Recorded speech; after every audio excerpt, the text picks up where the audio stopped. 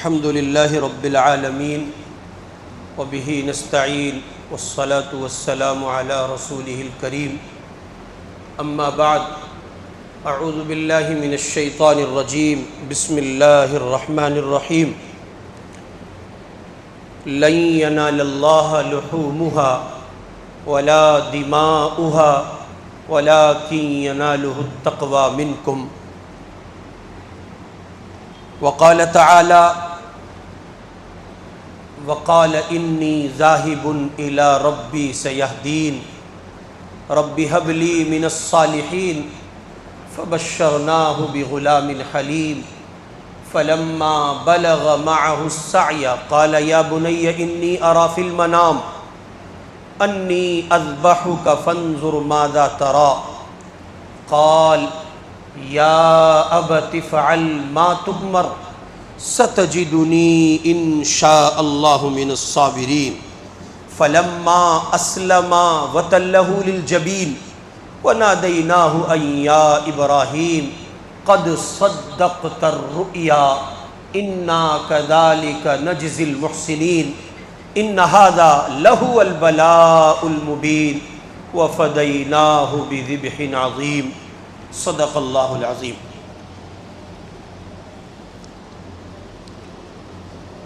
وقال رسول اللہ صلی اللہ علیہ وسلم لا يؤمن احدكم حتى يكون هواه تبعا لما جئت به۔ وقال رسول اللہ صلی اللہ علیہ وسلم من وجد ساعة لأن يضحي فلم يضحي فلا يحضر مصلانا او كما قال صلی اللہ علیہ وسلم۔ بزرگان محترم،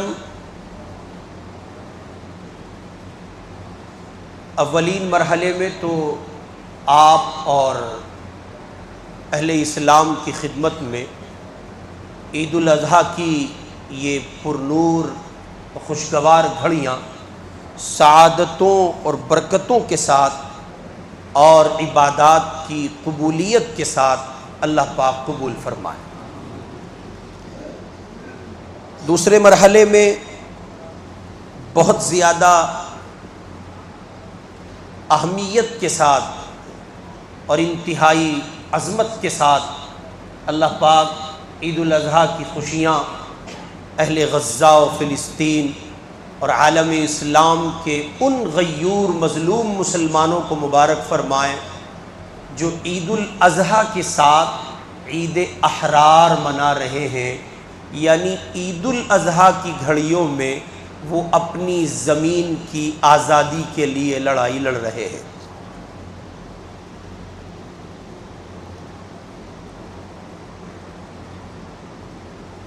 اس وقت پوری دنیا میں مسلمان ایک ایسے عمل سے گزر رہا ہے جس کو عید قربان کی مبارک ساعتوں میں قربانی کا عمل کہا جاتا ہے، جس کے بارے میں امام الانبیاء محبوب دو عالم جناب محمد الرسول اللہ صلی اللہ علیہ وسلم کا ارشاد گرامی ہے کہ ایام نحر میں قربانی سے بڑھ کر اللہ کے نزدیک کوئی عمل نہیں ہے۔ آپ کتنا ہی بڑا کوئی عمل کریں، لیکن ان ایام میں ایک مسلمان کے لیے، ایمان والے کے لیے اللہ کی راہ میں جانور ذبح کرنے سے بڑھ کر کوئی دوسرا عمل نہیں ہے۔ اور میں نے گزشتہ دنوں میں بھی آپ کی خدمت میں یہ بات رکھی کہ عید الاضحیٰ، قربانی اور حج ذی الحج کے مہینے کی ابتدائی عشرے میں اللہ پاک نے ان دو عبادتوں کو اس انداز پر اکٹھا فرمایا ہے، اس انداز پر جمع کیا ہے کہ ان کے اکٹھا ہونے اور ان کے اجتماع کی وجہ سے اس عشرے کو 4 چاند لگ گیا۔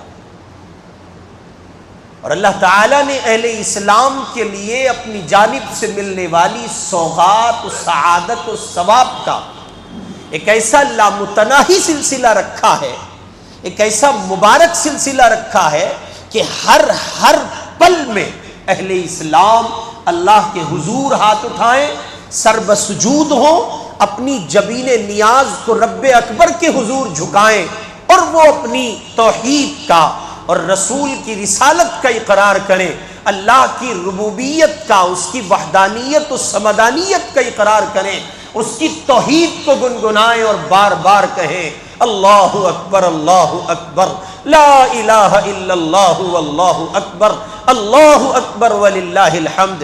وہ بار بار اس زمزمے کو زبان سے دہرائیں، وہ بار بار اس نغمے کو زبان سے دہرائیں، اللہ بڑا ہے، اللہ کے سوا کوئی بڑا نہیں ہے، کل بھی اللہ بڑا تھا، آج بھی اللہ بڑا ہے، اللہ ہی بڑا رہے گا، طاقت کل بھی اللہ کی تھی، آج بھی اللہ کی ہے، ہمیشہ اللہ کی رہے گی۔ رب کی توحید کے اس نغمے کو اتنا گنگنایا جائے کہ یہ آپ کے میرے دل کی زمین کا ایسا بیج بن جائے کہ پھر اس بیج کے اگ جانے کی وجہ سے جو شاخیں، جو پیڑ وجود پائے، اس پر توحید کے ثمر لہراتے ہوں، ساری دنیا کی طاقت اکٹھا ہو جائے، لیکن ایک مومن کے لیے اللہ کی طاقت سے بڑھ کر کوئی طاقت نہ ہو۔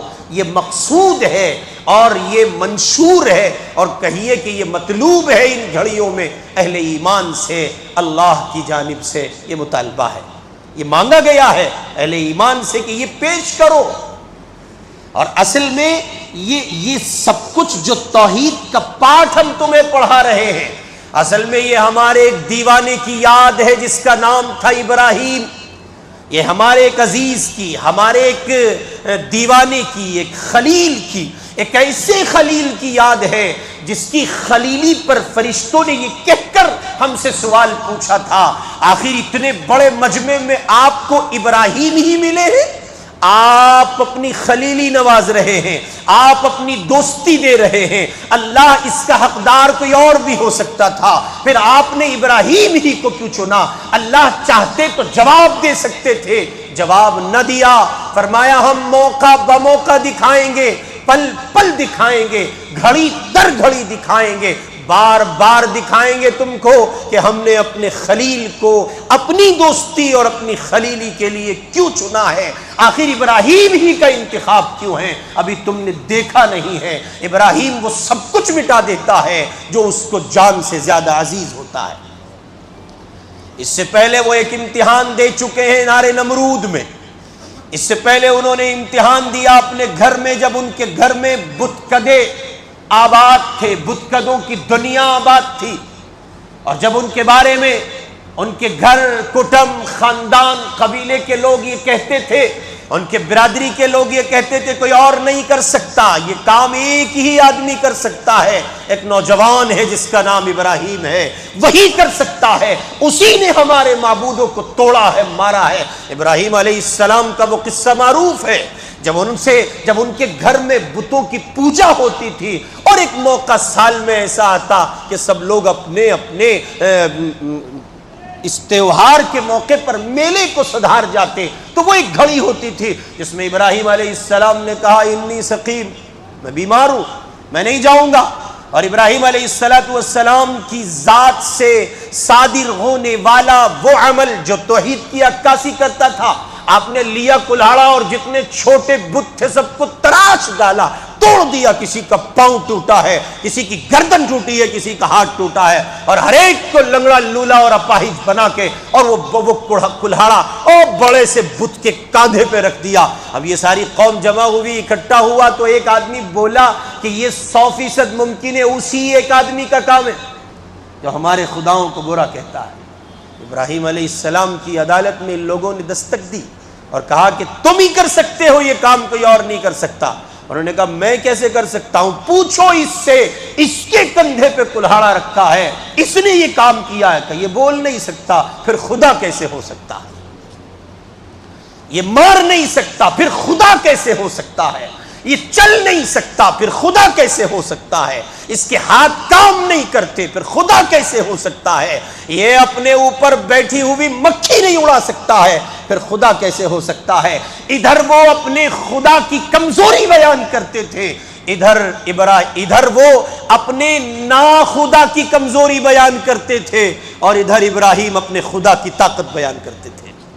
وہ کہتے تھے اگر یہ اپنے وجود پر بیٹھی مکھیاں نہیں اڑا سکتا تو یہ خدا نہیں ہو سکتا۔ خدا وہ ہے جس کے ایک اشارے پر ساری کائنات کا نظام چلتا ہے، وہ کن کہہ دے تو ہو جائے، اس کے امر کن پر سارا نظام منحصر ہے۔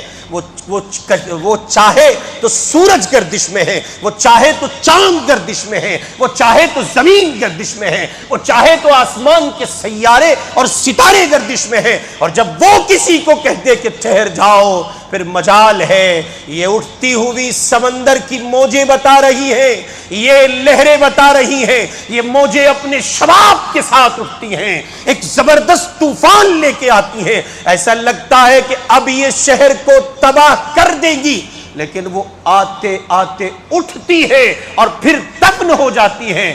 ان کے جوش کو، ان کی روانی کو ٹھہراؤ میں بدلنے والی ذات کس کی ہے؟ وہ کوئی اور نہیں ہے میرے آپ کے اللہ کے سوا۔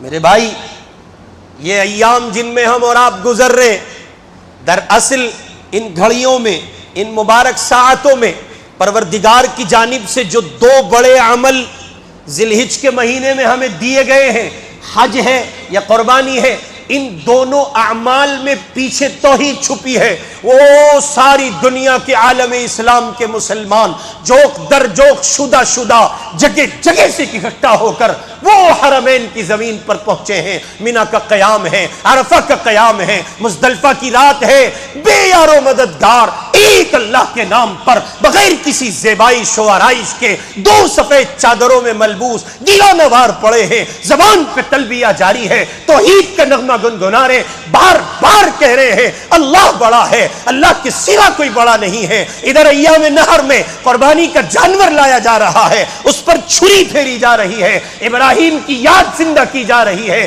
وہ توحید پر منحصر ہے، اللہ کی محبت کا چیپٹر ہے، توحید کا چیپٹر ہے۔ ادھر حاجی خدا کی وحدانیت کا سبق پڑھ رہا ہے، ادھر حاجی کی مشابہت اختیار کرنے والا، یہ قربانی کرنے والا بھی توحید کا چیپٹر اختیار کر رہا ہے، اور یہ بتا رہا ہے کہ وہ موحد ہے، اللہ کے سوا کسی کو رب نہیں مانتا۔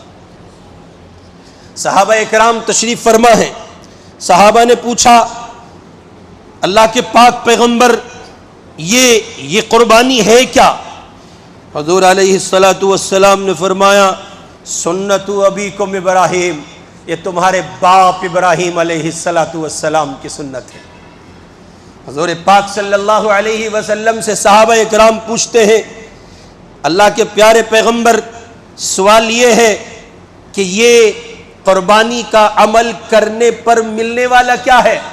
ارشاد فرماتے ہیں کالی کملی والے سنو، یہ جو عمل تم کرنے جا رہے ہو، اس کے وجود پر، اس جانور کے جسم پر جتنے بال ہیں، اللہ تمہیں ہر بال کے بدلے نیکی عطا کرے گا۔ اور کیا ملے گا؟ فرمایا اس کا خون زمین پر گرے گا نہیں، رب کے یہاں قبول ہو جائے گا۔ اور کیا ملے گا؟ کہ اس کا گوشت ضائع نہیں ہوگا، تمہارے لیے حلال کر دیا گیا۔ کہ اور کیا ہوگا؟ آگے اللہ کہتے ہیں ہم اپنی محبت کا پروانہ تم کو ویسے عطا کریں گے جیسے ہم نے اپنے خلیل کو دیا تھا۔ یہ اس کی یاد ہے، ثمرہ اور صدقہ تم کو دوہرا ملے گا۔ ایک طرف ابراہیم کی خلیلی کا صدقہ ملے گا، ایک طرف میرے لاڈلے کے امتی ہونے کا صدقہ ملے گا۔ جاؤ ہم تمہیں اپنی محبت کا پروانہ عطا کرتے ہیں۔ سنت ابیکم ابراہیم، ابراہیم علیہ السلام کی سنت ہے۔ ہوا کیا تھا؟ جی ہاں، ہوا کچھ یوں تھا کہ ابراہیم علیہ السلام کو بڑھاپے کی حالت میں، عمر کی درازی کی دنیا میں ایک بیٹا اللہ نے عطا کیا۔ قرآن کہتا ہے رب ہب لی من الصالحین فبشرناہ بغلام حلیم۔ ایک بیٹے کی مانگ انہوں نے کی اور پھر ہم نے ان کو عطا کیا، اور اب جب وہ اتنا بڑا ہو گیا فلما بلغ معه السعی قال یا بنی، انی ارا فی المنام. اب جب وہ اتنا بڑا ہو گیا کہ باپ کے ساتھ اٹکھیلیاں کرنے لگا، اب اللہ نے ابراہیم علیہ السلام کو خواب دکھایا، اور انبیاء کا خواب بھی وہی ہوتا ہے. ابراہیم علیہ السلام نے دیکھا کہ وہ اپنے چاند سے لخت جگر کو اللہ کے نام پر ذبح کر رہے ہیں، تو مشورہ کیا اپنے بیٹے سے اور کہا بیٹے تم کیا کہتے ہو؟ انی ارا فی المنام انی اذبحک فانظر ماذا ترى، میں نے یہ دیکھا ہے میں تم کو ذبح کر رہا ہوں.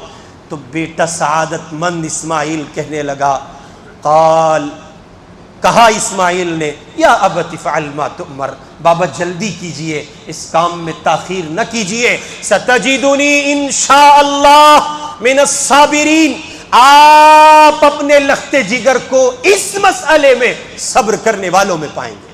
اللہ اکبر. خدا مجھے اور آپ کو اتباع کی، حضوری کی یہ حالت نصیب فرمائے. انبیاء علیہم السلام کا صدقہ ہے، یہ ابراہیم نبی ہے، ان کے بیٹے اسماعیل کو نبی بننا ہے، یہ خاندان نبوت کا چشم و چراغ ہے. اسماعیل اگر یہ نہ کہتے تو کیا کہتے. اللہ اکبر. آئیے آپ کو حفیظ جالندھری کا وہ شعر آپ کو سنا دیتا ہوں جو پوری قربانی کا منظرنامہ حفیظ جالندھری نے کمال کھینچا ہے. پدر کہتے ہیں فارسی میں باپ کو. پدر کس کو کہتے ہیں؟ باپ کو. توجہ کریں. پدر بولا کہ بیٹا آج میں نے خواب دیکھا ہے، کتاب زندگی کا ایک نرالا باب دیکھا ہے. یہ دیکھا ہے میں خود آپ تجھ کو ذبح کرتا ہوں، خدا کے حکم سے تیرے لہو میں ہاتھ بھرتا ہوں. شاعری بڑی عجیب چیز ہے حضرت، ایسا سموتی ہے یہ واقعے کو، حقیقت کو، کہ اس کو غضب بالائے غضب بنا دیتی ہے. یہ دیکھا ہے میں خود آپ تجھ کو ذبح کرتا ہوں، خدا کے حکم سے تیرے لہو میں ہاتھ بھرتا ہوں. سعادت مند بیٹا جھک گیا فرمان باری پر، زمین آسماں حیران تھے اس طاعت گزاری پر. یقین نہیں تھا زمین کو یہ بھی ہوگا، اپنی قربانی دینے کے لیے تیار ہو جائے گا، کیسے ممکن ہے؟ یہ نہیں ہو سکتا، لیکن یہ ہوا. زمین و آسماں حیران تھے اس طاعت گزاری پر.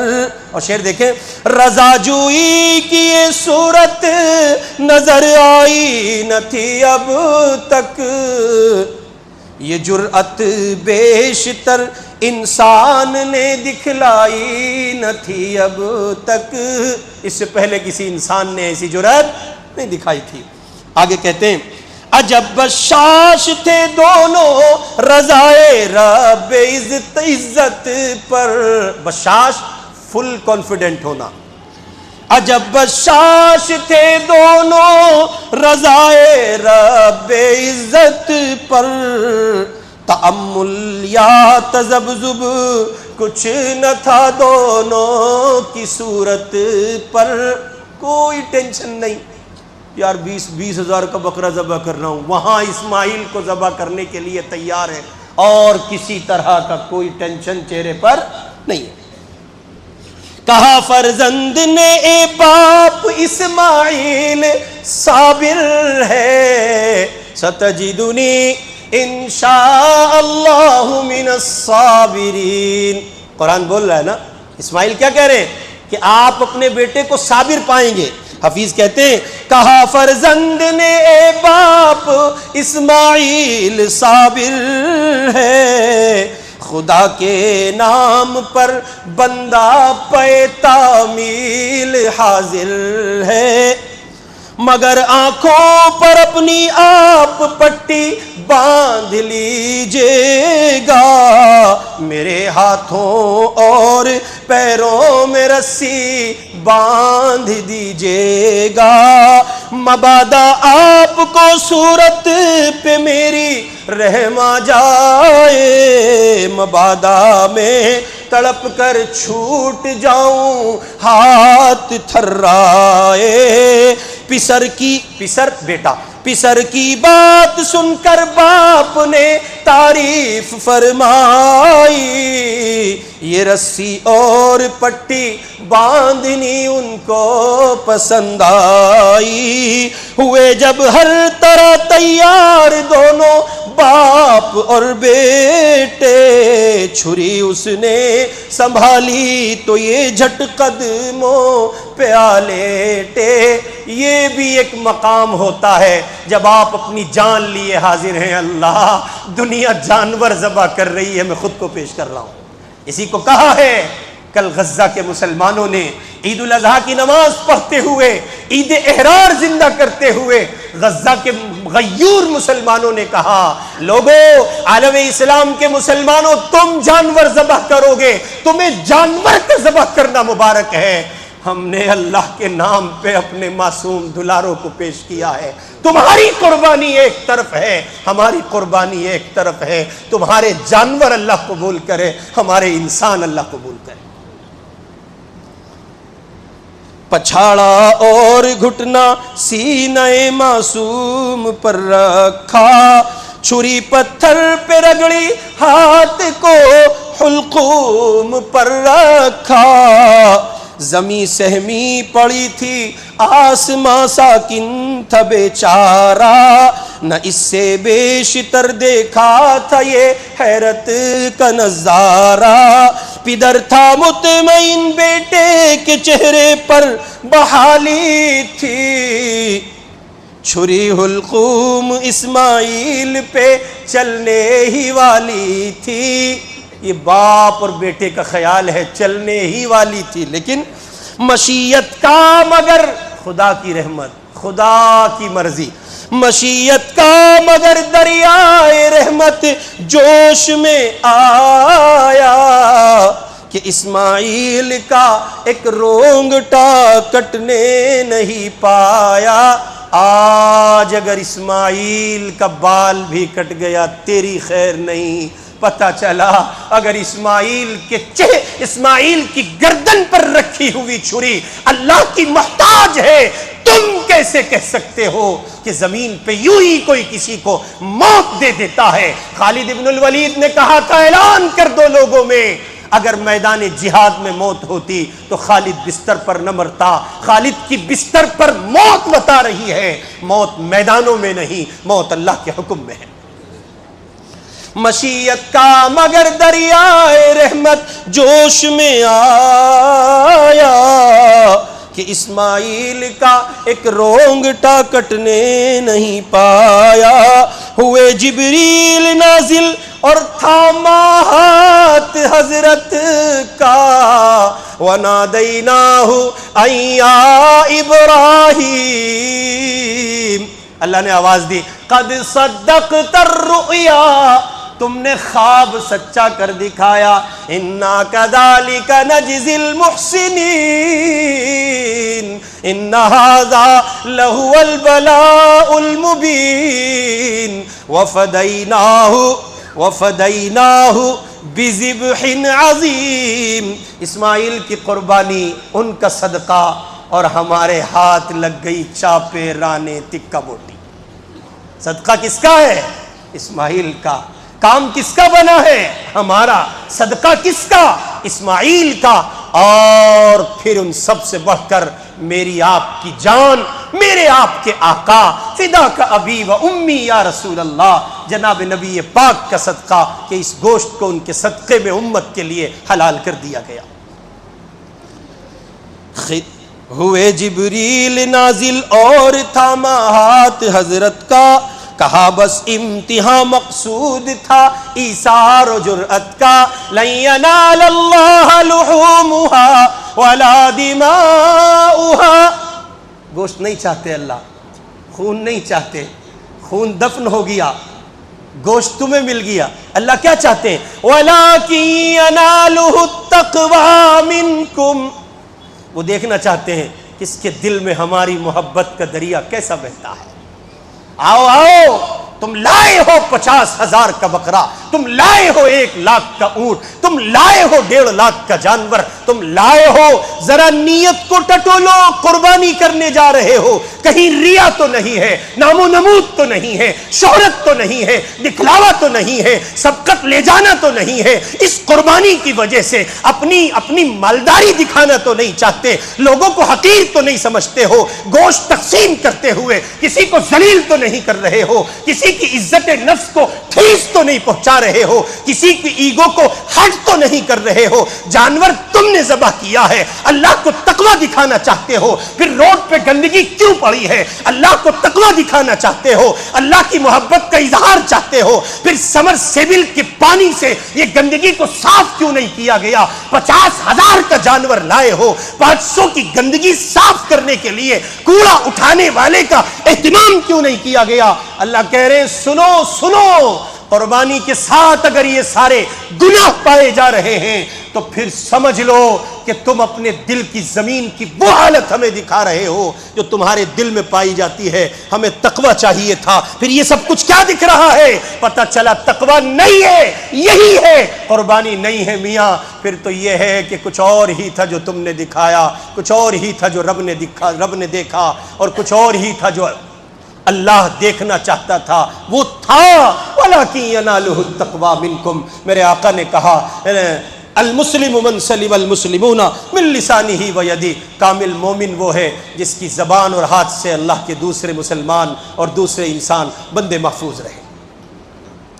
اس کی اجازت نہیں ہے، اس لیے میں نے آج کی گفتگو کا عنوان باندھا، قربانی کیجئے مگر گناہ کے ساتھ نہیں، قربانی کیجئے مگر دل آزاری کے ساتھ نہیں، قربانی کیجئے مگر نام و نمود کے ساتھ نہیں، قربانی کیجئے مگر شہرت کے ساتھ نہیں، ناموری کے ساتھ نہیں، طلب دنیا کے ساتھ نہیں، حب جاہ کے ساتھ نہیں، حب مال کے ساتھ نہیں، قربانی کیجئے ابراہیم کی ان یادوں کے ساتھ جو کہیے کہ حفیظ نے کہا ہوئے جبریل نازل اور تھاما حضرت کا، کہا بس امتحان مقصود تھا ایثار و جرت کا، خطاب اس دن سے اسماعیل نے پایا ذبیح اللہ، خدا نے آپ ان کے حق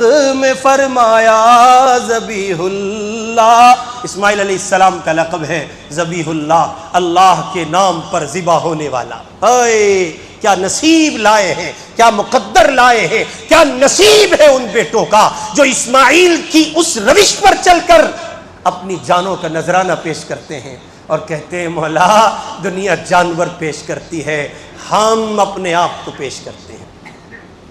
لوگوں، جس دین کے تم ماننے والے ہو اور جس دین پر تم چلتے ہو، اچھے سے سمجھ لو اس دین کی ابتدا بھی قربانی ہے، اس دین کی انتہا بھی قربانی ہے۔ اور آج جب سارا عالم اسلام عید قربان کی خوشیوں میں مد مست و سرشار ہو کر اس کی مبارک ساعتوں کو کاٹ رہا ہے، میں سلام پیش کرتا ہوں غزہ کے غیور مظلوم مسلمانوں کو جو ایک باطل طاقت کے سامنے کھڑے ہیں۔ ساری دنیا جانور ذبح کر رہی ہے، وہ اپنی جانوں کو لیے کھڑے ہیں، وہ بار بار کہتے ہیں، امریکہ کے بائیڈن کو کہتے ہیں اور اسرائیل کے نیتن یاہو کو کہتے ہیں، ساری دنیا کے عالم کفر سے کہتے ہیں، عالم کفر کے حکمرانوں سے کہتے ہیں، او لوگوں تم کتنا مارو گے؟ ہمارا کام مرنا ہے اس رب کے نام پر، تم کتنا مارو گے، کتنا مٹاؤ گے؟ ہمارا کام مٹنا ہے اس رب کے نام پر۔ ہمیں محمد نے پہلے دن سے قربانی سکھائی ہے۔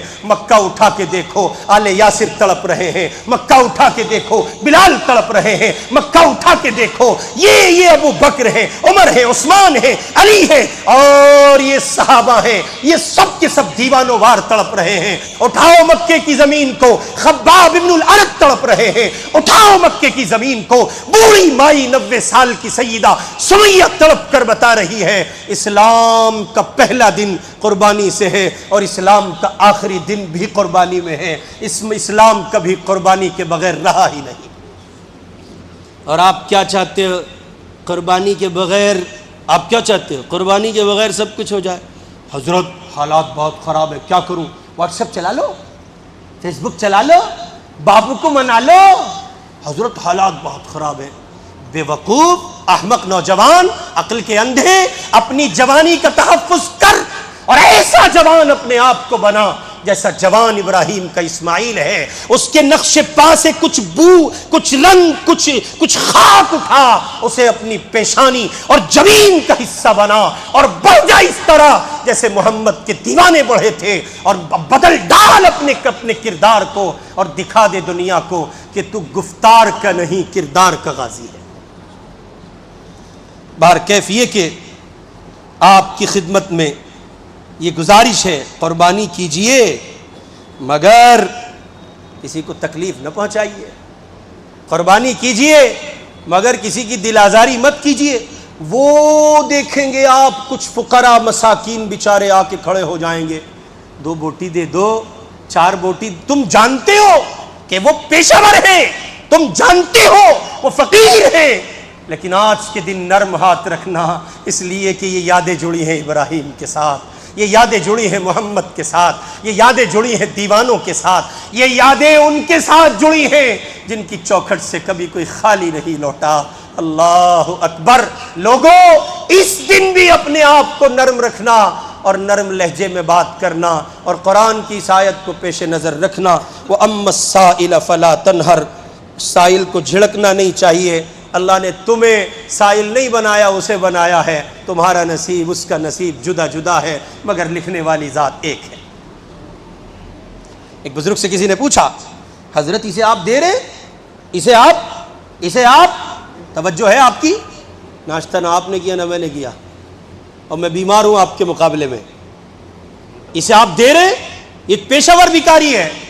کہ تمہاری نظر اس کے پیشے پہ گئی ہے، میری نظر اس کی بول پہ گئی ہے۔ تم نے نہیں سنا یہ کہتا تھا اللہ کے نام پہ دے دو، جس کا دیا کھاتے ہیں، جس کا دیا پیتے ہیں، جس کی دی فضا میں آکسیجن میں سانس لیتے ہیں، اس کے نام کا واسطہ دے رہا ہے، خالی کیسے لوٹا؟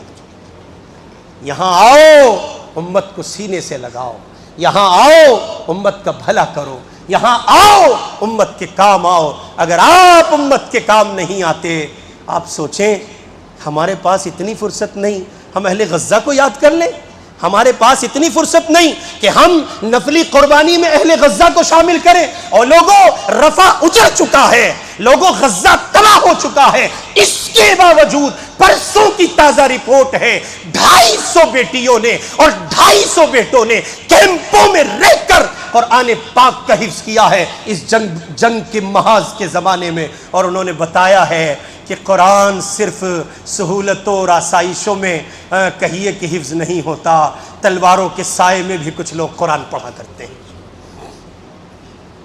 اس لیے آپ کی خدمت میں بصد احترام عرض ہے کہ ہم لوگ اس سلسلے میں حساس ہوں کہ کسی کو ہماری قربانی سے تکلیف نہ پہنچے۔ اور بس یہ ایک روایت سن لیجئے، اس کے بعد بات ختم ہے۔ ایک عورت کا تذکرہ رسول اللہ کی خدمت میں حضور کے سامنے کیا گیا، بتایا گیا بہت دیندار ہے حضرت، بڑی نمازی ہے، فجر، اشراق، جیسے عید کے دن بھی بہت سے نمونے نیت باندھ لیتے ہیں نا، اشراق پڑھیں گے، ویسے پنڈت جی فجر نہیں پڑھتا پورے سال، اور عید کے دن حالانکہ اسے پتہ نہیں ہے عید کی نماز سے پہلے عید کے دن کوئی نفل نماز نہیں ہے، لیکن اشراق پڑھنی ہے۔ پہلی بار آئے مسجد میں، پردرشن تو کرنا ہے نا، یہ پردرشن کاری لوگ ہیں، کبھی کسی جھنڈے کے پیچھے تھے، کبھی کسی جھنڈے کے پیچھے، 500 روپے میں نعرے لگا رہے تھے، یہی نہیں پتا آدمی کس کے تھے۔ تو یہ پردرشن کاری عید کے دن بھی صاحب آئے ہیں اشراق پڑھنے، اللہ اکبر، بیٹھ جاتے، 2 رکعت پڑھنی ہے اشراق کی، اب پڑھی بس، نہیں وہ ہے نہیں بھائی، یہ مولانا لوگ تو ایسے ہی بتاتے ہیں، اتنا گھاڑے گا اللہ میاں حضرت بھوٹان بنا دے گا، الزام لگاتے ہو، ہمارے کون سا باپ کی شریعت ہے، ہم جو چاہیں گے بتائیں گے آپ کو، ہم شریعت کے پہرے دار ہیں، ٹھیکیدار نہیں ہے، ٹھیکیدار وہ بیٹھا ہے، وہ ہے ٹھیکیدار شریعت کا، وہ ہے مالک شریعت کا، اس نے نازل کی ہے شریعت، ہم تو پہرے دار ہیں، حفاظت کر رہے ہیں، اس نے چنا ہے، قبول کیا ہے، اس کا احسان ہے۔ تو کہا گیا یا رسول اللہ بہت دیندار عورتیں، حضرت منگل والی آپا ہیں، بڑی خالہ ہیں، بڑے اجتماع کرتی ہیں، بڑی نیک ہیں، یہ فجر اس کے بعد مصلی پہ بیٹھی ہیں، تسبیحات ہیں، تلاوت ہیں، اذکار ہیں، پھر اشراق ہے، پھر چاشت تک بیٹھی ہیں، بس ناشتے کو اٹھی تھی اور پھر ظہر تک بیٹھی رہی، پھر ظہر سے عصر تک، عصر سے مغرب تک، مغرب سے عشاء تک، عشاء کے بعد دیر تک رہی، رات کو پھر مصلی پہ تھی۔ لیکن حضرت اتنا بولتی ہے نا، اتنا بولتی ہے، ڈائن ایک نمبر کی، زبان سے میٹھا تو بولتی نہیں، کڑوا ہی کڑوا بولتی ہے۔ حضرت نے فرمایا یہ جہنمی ہے، جملہ ضائع کر دیا آپ نے۔ حضرت نے فرمایا یہ عورت جہنمی ہے۔ پھر اسی مجلس میں ایک دوسری عورت کا تذکرہ کیا گیا کہ یا رسول اللہ ایک عورت اور ہے، لیکن اس عورت کا حال یہ ہے کہ بس فرض نمازیں پڑھتی ہے، نفل وغیرہ اس کے کھاتے میں نہیں ہے، بس فرض نمازیں پڑھتی، ہاں مگر کسی کو تکلیف نہیں دیتی، کسی کو ستاتی نہیں ہے، پریشان نہیں کرتی۔ حضور پاک علیہ السلام نے فرمایا اور کا اس کے پڑوسی اس سے امن میں ہیں۔ آپ نے فرمایا یہ عورت جنتی ہے۔ اس لیے عرض کر رہا ہوں، نیکی کرنا کمال نہیں، نیکی بچانا کمال ہے، نیکیاں سمیٹنا کمال نہیں ہے، ان کا تحفظ کمال ہے۔ لوگوں ڈھیروں ثواب کماؤ اور یہاں سے نکلتے ہی اپنی جہالت کا ثبوت دے کے نیچے قربانی کے عمل میں کسی کو تکلیف دے دو، کسی کو ستا دو، تو پتہ یہ چلا نیکی برباد، گناہ لازم۔ اللہ میری آپ کی سب کی حفاظت فرمائے، مجھے اور آپ کو اسی پہلو پر توجہ دینے اور عمل کرنے کی توفیق عطا کرے کہ قربانی تو کیجئے مگر گناہ کے ساتھ نہیں۔ اللہ پاک عمل کی توفیق نصیب فرمائے۔ وآخر دعوانا ان الحمد للہ رب العالمین۔